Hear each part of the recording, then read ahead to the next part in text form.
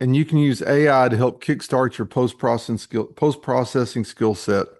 When I did this on Saturday, I was thinking through these prompts and I added this prompt and I saw what it told me. I was blown away. There were some things it told me to do that I'd never considered before. Now, again, will I do this prompt for every image I take and every image I get ready to post-process? No, I won't.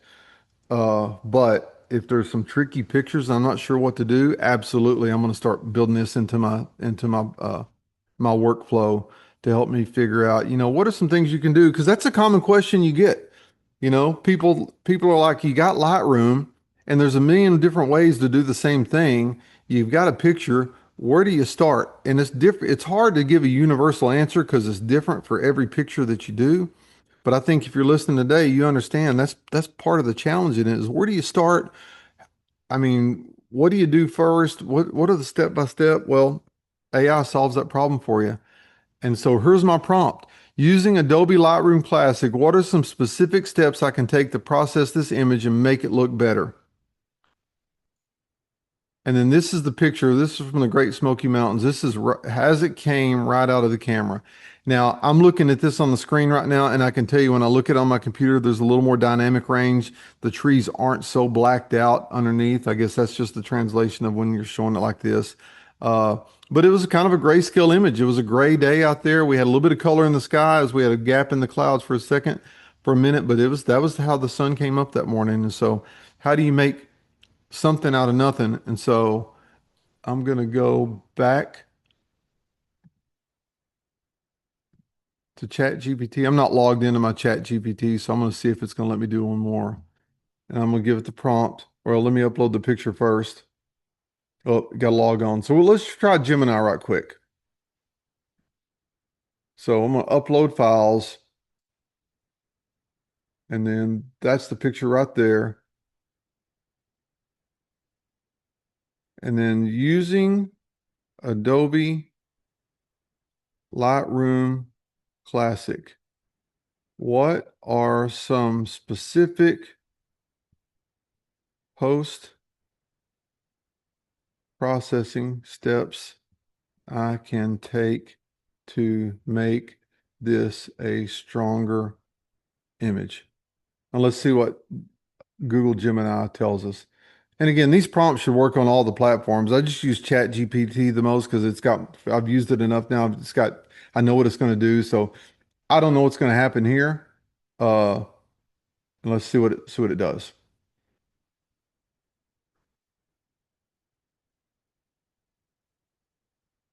The same thing it does on Chat GPT. Look at that. It gives you a step-by-step instruction and how much to change on each of it in order to do what you asked it to do.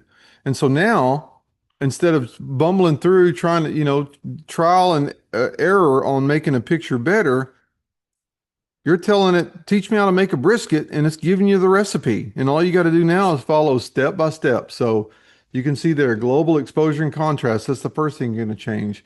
It tells you how much the range to do the exposure. And I'm going to show you the results in a minute. I went through and did this on that picture you just saw the other day. I followed exactly what ChatGPT told me to do, and I'll share the results with you in a minute.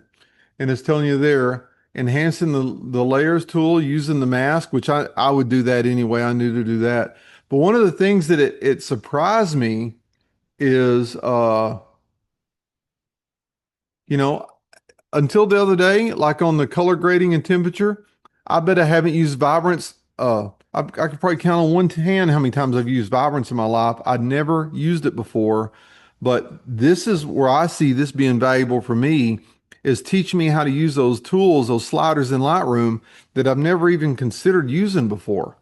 And then, of course, it's telling me to crop a little bit and all that. Now, Chat GPT's uh, their instructions were a little more than what Google Gemini is, but it still gave me it's still roughly the same thing. It's telling me to do the same thing. So that was my proof.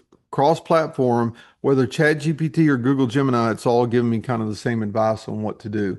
And I think that just that alone, if you don't pick up anything else from this presentation today, oh, let me go backwards. That prompt right there is going to save you a bunch of time and probably teach you a ton about how to use your post processing. Again, don't you if you don't use Adobe Lightroom Classic, pop in what you use right there, Apple Photos or what Paint Shop Pro from back in 97 or whatever else you use.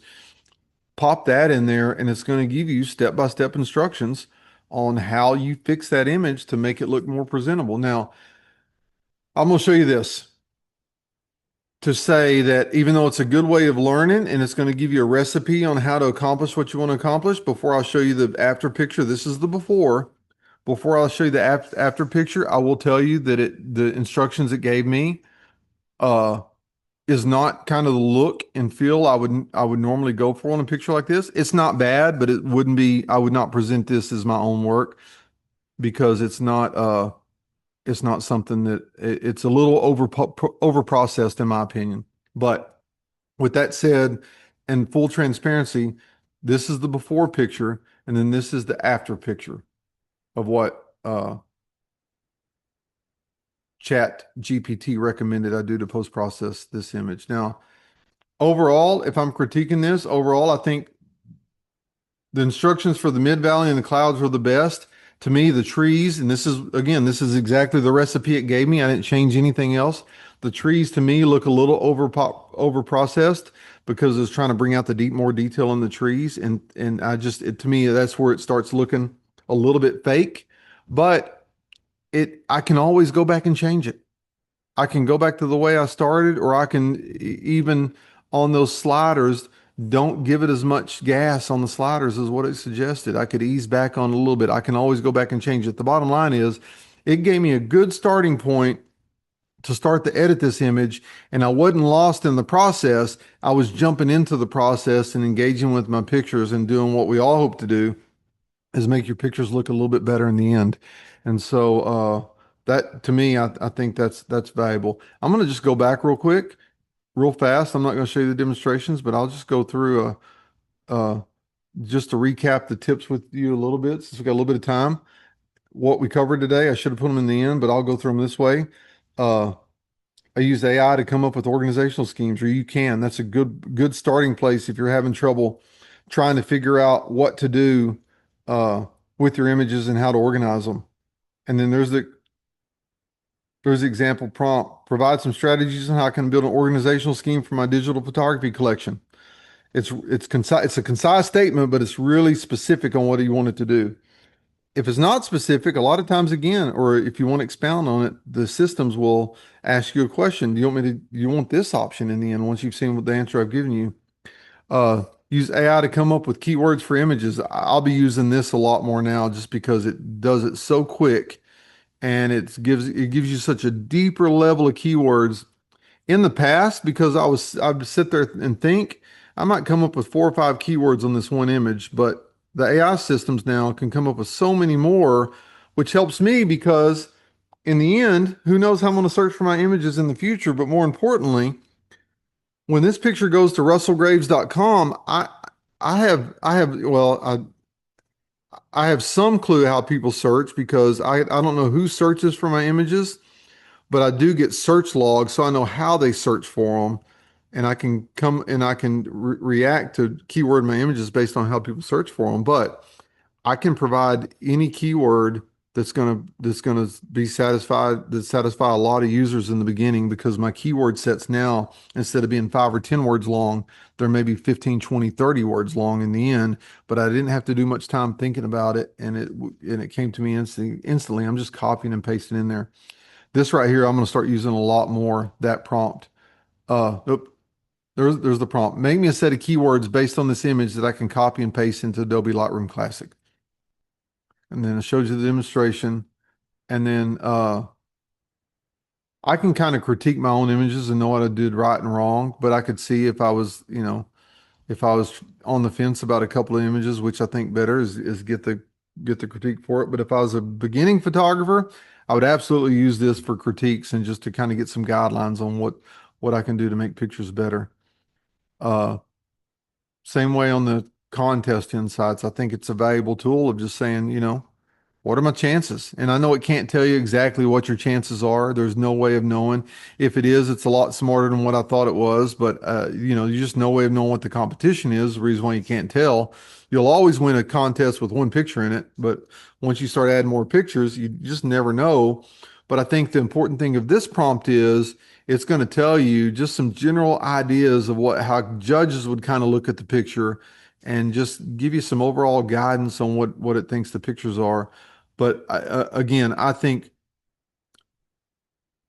this last tip number five I gave you, I think that's the one. The recipe on how to post process images if you're stuck with something. Uh, I'm not going to sit here and say I'm the best at post processing. I'd never say that. I'd never say I'm the best photographer in the world. I'd never say that either. I think the reason why we're all so passionate about it is because we want to be better at it. I've mentioned this a million times before. Photography is so much like golf in the sense the best golfers in the world go out and play the game, but they know they're never going to play it perfectly, and that's what makes it so intriguing. That's why I'm willing to go back to the same places over and over and over again. My time here in the Badlands, the next time I go there, it's going to look completely different. The scene's going to look different. The color is going to be different. Everything about it's going to be different. And that's why I think it's worth going back to the same places over and over and over again. It just helps you build your skill set. But and the most of the time, I didn't mention this either. Most of the time when I have problems trying to figure out how to post process an image, it all has to do with mainly landscape pictures because landscape pictures can get complicated because how do you post process them where they don't look cartoonish or like paintings or look over processed, in my opinion, to and give it a natural look. And so I think that's where this prompt really comes in handy. Using Adobe Lightroom Classic, what are some specific steps I can take to process this image and make it look better? This image meaning the image you upload into the system. And again, you saw my take. Uh, that's the original shot. That's the post-processed. I think with a few more tweaks, it can be better, but I wanted to show you exactly what the recipe showed me to do. And that's it right there. And that when I say that's just the beginning of the prompts. As the systems get more and more intelligent and we think of more and more questions, there's all kinds of different ways that you can count on that these AI systems will be able to not replace your photography. And let me make that really, really clear, not replace your photography and not be a crutch for your photography, but give you insight on your photography and help you learn more and more about it. And so with that said, uh, I think AI can over time prove to be a valuable tool to complement your photography skills. Wherever you're at in your photography learning journey, AI can be a tool just like digital photography was a tool 30 years ago when it first started coming when it first started hitting the scene. Uh, it wasn't necessarily the end of photography. It I'll tell you this story. When I was a magazine photographer and all of a sudden digital photography started coming out and it made the learning curve so much quicker on learning techniques and it made the whole genre accessible. People used to ask me, and you hear people say it all the time. You've been paying attention. You've heard people say it, oh, it's really going to kill professional photographers' business. And in my experience, maybe some it have, the people have failed to adapt, but in my experience, it really hadn't because it's it's done a couple of things. Number one, from a commercial standpoint, the pie has grown.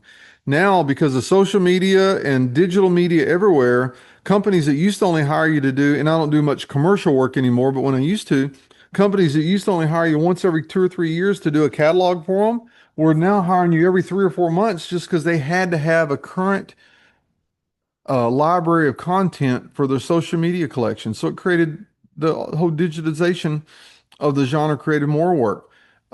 Just like doing what I do now, doing the educational part and leading workshops, it's created more opportunities for me than there ever was before. So I'm not afraid of the technology. Again, I don't advocate using it to create something that's not there. And when it comes to your photography, I said it at the first, I'll say it again. There's a whole lot of value to going out and doing it and learning on your own and not be a slave to the technology and learning what works and learning what doesn't. I think it's always best if you get it right in the camera instead of relying on your post-processing software like Lightroom or the Topaz suites or or Chat GPT or Google Gemini or any of the AI or Claude or any of the AI platforms, I think it's always best to get it right in the camera, but you just use these platforms as a way to complement, like I say, your photography skills. And so with that said, uh, let me check back to the meeting chat, see if there's any questions in here. Let me see. Christine says, depending on what the question is there benefit to using Chat GPT or similar over Google questions, which return multiple AI replies? Uh, I haven't used all of them, Christine, but again, the one I'm most comfortable using because I can understand how it thinks and I guess I'm influencing the results in a way because I know how to frame the question. But Chat GPT is the one I'm most comfortable using. And is Chat GPT is free. You get so many, you can do so many queries a month with it, but there are various plat, uh, paid tiers that you can buy into to be able to get more and more and more, and even get, professional level that results that happen quicker. But I think for what we're talking about today, most people can just get by, or I think most of the free versions of all these platforms are good enough. Uh, well, there you go. Shelly just said it. I'm sorry, Shelly. I didn't mean to steal your thunder. She just answered the question right after that on the chat. There is a free version, but if you use it a lot, it's $20 a month and you get better results from it. And that's exactly right. But I think again, in the beginning, until you get to that point, the free version works out fine. Uh,